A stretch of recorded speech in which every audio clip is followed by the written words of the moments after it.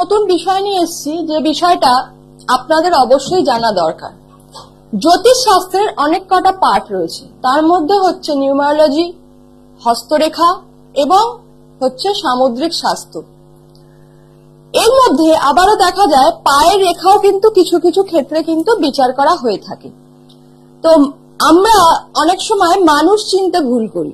তো আজকে আমি যে বিষয়টি নিয়ে আলোচনা করব, যে আপনি মানুষ কি করে চিনবেন যে এই মানুষটা আপনার উপযুক্ত কিনা, বা আপনি এর সাথে মিশলে ঠকবেন কিনা, এর সাথে ব্যবসা করলে ঠকবেন কিনা, বা এর সাথে আপনার বিবাহ হলে সেটাও কি, বিবাহের ব্যাপারটা যদিও এখন মানুষ সচেতন হয়েছে, সেটা জ্যোতিষ পরামর্শ নিয়ে মানুষ কুষ্টি মিলিয়ে করে, কিন্তু কি বন্ধুত্ব করার ক্ষেত্রে, প্রেমে পড়ার ক্ষেত্রে বা আদার্স ব্যবসা করার ক্ষেত্রে, সেক্ষেত্রে কিন্তু মানুষের মন থেকেই কিন্তু সেগুলো নির্বাচন হয়। তার জন্য কিন্তু তারা কিন্তু জ্যোতিষের কাছে আসে না, এবং সবার ক্ষেত্রে জ্যোতিষশাস্ত্র পড়া বা শেখাটা কিন্তু সম্ভব নয়। সামনেই দেখতে পাচ্ছেন বই নিয়ে বসে আছি।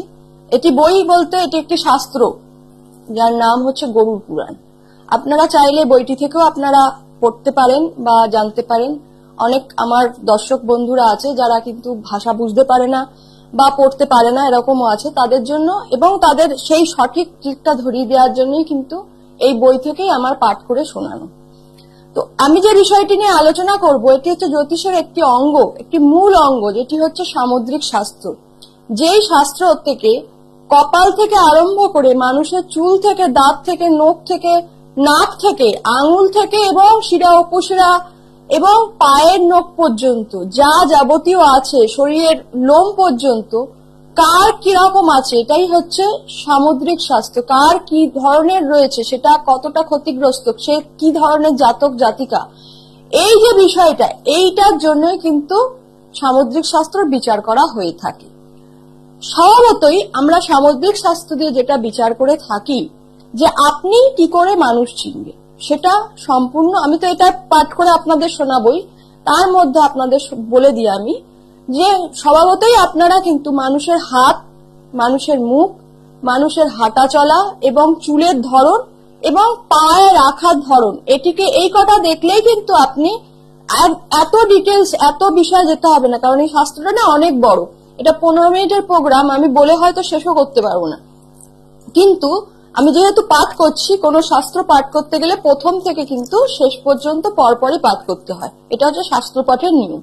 কিন্তু এই যে বিষয়টি রয়েছে, এই বিষয়টি আপনারা এই কটা জিনিসকে যদি ঠিকঠাক আইডেন্টিফাই করতে পারেন, তাহলে কিন্তু আপনারা মানুষ চিনতে কিন্তু ভুল করবেন না। আপনাদের কোনো নতুন রিলেশন হয়েছে, অনেকের ক্ষেত্রে দেখা গেছে বহুদিন আপনারা প্রেম ভালোবাসায় জড়িয়ে রয়েছেন, মানুষটাকে চিনতেই পারেননি, হঠাৎ করে দেখা গেল যে সে অন্য কোথাও বিবাহ করে নিয়েছে, মনে দুঃখ পেয়েছেন, অনেকে তো আত্মহত্যারও পথ বেছে নেয়। আবার দেখা যাচ্ছে বহুদিন একজনের সাথে আপনি ঘর করছেন, সংসার করছেন, মানুষটাকে আপনি চিনতেই পারছেন না। আবার দেখা যাচ্ছে ব্যবসা করছেন, বন্ধুত্ব করেছেন, ব্যবসা করেছেন, কিন্তু সে যে আখেরে আপনার শত্রু, সেটাও আপনারা বুঝতে পারেননি। হরোস্কোপ দেখে সবসময় কিন্তু সবকিছু কাজ করা সম্ভব হয় না। আসুন তাহলে আজকে পাঠ করা শুরু করি। নিজেই চিনে নিন মানুষ কিরকম, অর্থাৎ মানুষ চেনার সহজ সরল উপায়, ঈশ্বরের মুখ নিঃসৃত, যা কিনা ভগবান শ্রী নারায়ণ গরুড়কে পাঠ করে গরুড়কে বলেছিলেন, এবং সেটি আজকে আমি পাঠ করে শোনাবো। এবং ভগবানের মুখ নিঃসৃত কথা কিন্তু কখনোই মিথ্যা হয় না, তাই ভগবানের মুখ নিঃসৃত কথা যা গরুড়কে উনি বলেছিলেন সেটাই আপনারা শুনুন। তার আগে বলে দিই, সামুদ্রিক শাস্ত্র কিন্তু বৈদিক যুগে কিন্তু প্রচুর প্রচলিত ছিল। তো প্রথম সামুদ্রিক শাস্ত্র আমাদের ভারতবর্ষে যিনি আর কি প্রচার করেছিলেন, তিনি হলেন রাজা সমুদ্র। তার এই রাজা সমুদ্রই কিন্তু সামুদ্রিক শাস্ত্র কিন্তু প্রচার করেন। এরপর এই সামুদ্রিক শাস্ত্র চলে যায় হচ্ছে চীন এবং ইউনান, বাকি বিভিন্ন দেশে, লাস্টে সারা ইউরোপে কিন্তু আমাদের দেশের থেকেও কিন্তু সেখানে চর্চা বিষয়। এটা আপনাদের নতুন করে বলার কিছু নেই যে আমাদের দেশের অনেক ঐতিহ্যই কিন্তু যারা বিদেশিরা নিয়ে চর্চা করছে, সেক্ষেত্রে আমাদের দেশের নামটা সেখান থেকে হয়তো অনেকটাই বিলুপ্ত হয়ে গেছে। আমাদের দেশেরই তন্ত্র বিভিন্ন জায়গায় কিন্তু বিভিন্ন দেশে বিভিন্নভাবে কিন্তু সেগুলো কিন্তু চর্চা হচ্ছে। আপনারা কেউ কাশি গিয়ে থাকলে দেখবেন, বিভিন্ন বড় বড় যেসব পীঠস্থান দেখবেন সেখানে কত ফরেনাররা রয়েছেন যারা কিন্তু তন্ত্র সাধনার দিকে ঝোঁক আছে, তারা কিন্তু বিদেশ থেকে শিখতে আসছে। তো এইটা ভাববেন না যে সামুদ্রিক শাস্ত্র কিন্তু বাইরে থেকে কোথাও এসছে, এটা কিন্তু আমাদের বৈদিক যুগেরই একটা ঐতিহ্য, কিন্তু লুপ্তপ্রায় হয়ে গেছে আমাদের হয়তো নাস্তিকতার কারণে বা কিছু মানুষের অজানার কারণে এটা হয়ে গেছে। তো ঈশাপূর্ব 423 আগে সেখানে মানে ইউনানি বিদ্যাতেও কিন্তু এখানে সামুদ্রিক শাস্ত্র কিন্তু শেখানো হতো, এটা আপনাদের কিন্তু জেনে নেওয়া দরকার। তো আসুন আজকে আলোচনা করি যে মানে সমুদ্র উক্ত অর্থাৎ রাজা সমুদ্র মানে এখানে আর কি মানে বলেছেন, মানে নারায়ণেরই ইয়েটা তিনি প্রথম এটা চর্চা করেছেন, যেটাকে লিখেছেন ভাষায় প্রকাশ করেছেন। তো সেখানে স্ত্রী পুরুষের কি লক্ষণ দেখলে আপনারা মানুষকে চিনতে পারবেন। বারবার বলছি এখানে অনেক রকম আসতে পারে, কেন এখানে মিলিমিশে আছে। তো সেটা আমি পরপর অবশ্যই আপনাদেরকে পাঠ করে পুরোটাই শোনাবো। 15 মিনিটের প্রোগ্রামে যেটুকু হয় সেটুকু আপনারা নোট ডাউন করুন। যদি আমি তাড়াহুড়ো করে বলবো সেটা শুনতে অসুবিধা হলে আপনারা কিন্তু পোস্ট করে করে ইউটিউবেও কিন্তু প্রোগ্রামটা পেয়ে যাবেন। তো প্রথমেই হচ্ছে, পদতলে না হইলে ধর্মের উদয়, কোমল ও পদ্মগর্ভ তুল্য যদি হয়। অর্থাৎ পায়ের তলায় যদি ঘামের উদ্ভব না হয়, ঘাম যদি না হয়, সেই পা কোমল এবং পদ্মগর্ভ তুল্য যদি হয়, পাশাপাশি যুক্ত হলে অঙ্গুলি সকল, উষ্ণ শিরাহন হলে চরণ যুগল, পাদপিষ্ট কুর্মপিষ্ট বৎ সমন্বিত, তাম্রবর্ণ নখ ও গোড়ালি যেন বৃত্ত, এরূপ মানবরাজ লক্ষণে লক্ষিত। অর্থাৎ কি বলছে, যে পদতলে ঘাম হয় না, পদতল কোমল এবং মানে পদ্মের যে গর্ভ অর্থাৎ পদ্মে ফুলের যে মধ্যিখানটা যেরকম হয়ে থাকে সেরকম পা, উষ্ণ কিন্তু শিরাহীন, পা সবসময় গরম থাকে কিন্তু শিরাহীন, সেই পায়ের শিরা দেখা যায় না, এবং চরণ যুগল হচ্ছে সমতল। মানে একটা হচ্ছে আপনারা যেটা প্রচলিত আছে, যেটা বিবাহের সময় দেখতে যায় মেয়ের খরম পা কিনা, অর্থাৎ সেই পায়ের তলা দিয়ে জল পাস হয়ে যাচ্ছে কিনা, তাহলে তার খরম পা। তো সেটা সেই মেয়ে আগে বিবাহ উপযুক্ত ছিল না। তো সমতল কিরকম, যে পাটা আপনি ফেললেন, সেই পায়ের এক পাশে জল ফেললেন, সেই জলটা কিন্তু এক পাশে গড়াবে না, এটা হচ্ছে সমতল পা বলা হয়। তো এই চরণ যুগল সমতল, এবং নখ হচ্ছে তাম্র বর্ণ, গোড়ালি হচ্ছে বৃত্তের মতো অর্থাৎ গোলাকার, এবং মানে যে আঙুলগুলো আছে সেগুলো পরস্পর কিন্তু একদম সমান সমান। কিছু কিছু আঙুল পায়ের মানুষের আঙুল দেখবেন, সে মহিলা হোক পুরুষ হোক, মানে সে একদম ছড়ানো মতো থাকে, সেই রকম নয়। সেই ব্যক্তি যার এই চিহ্নগুলো থাকবে সেই ব্যক্তি কিন্তু রাজা সমতুল্য। অর্থাৎ এখন যদি হয় মানে কি, সে আপনার যদি এখন কে কারোর বিচার করে, সেই ব্যক্তি কিন্তু ধনধান্য মানে পূর্ণ হবে, অর্থাৎ সে যে কাজে হাত দেবে তার কিন্তু ওই ঐশ্বর্য বৈভব, সে রাজা না হতে পারুক এখনকার দিনে, তার কিন্তু এই সব গুণাবলীগুলো তার ভেতরে কিন্তু থাকবে। আর কি আছে, তাহাতে সন্দেহ কিছু না করিতে উচিত, মানে এতে কোনো সন্দেহ করার দরকার নেই। রুক্ষ শুক্র বক্র কুলাকার ও শিরা বিশিষ্ট হয় চরণ যাহার, বিরল অঙ্গুলি নখ পাণ্ডুর বরণ, শাস্ত্রের বিচারে সে হইবে নির্ধন।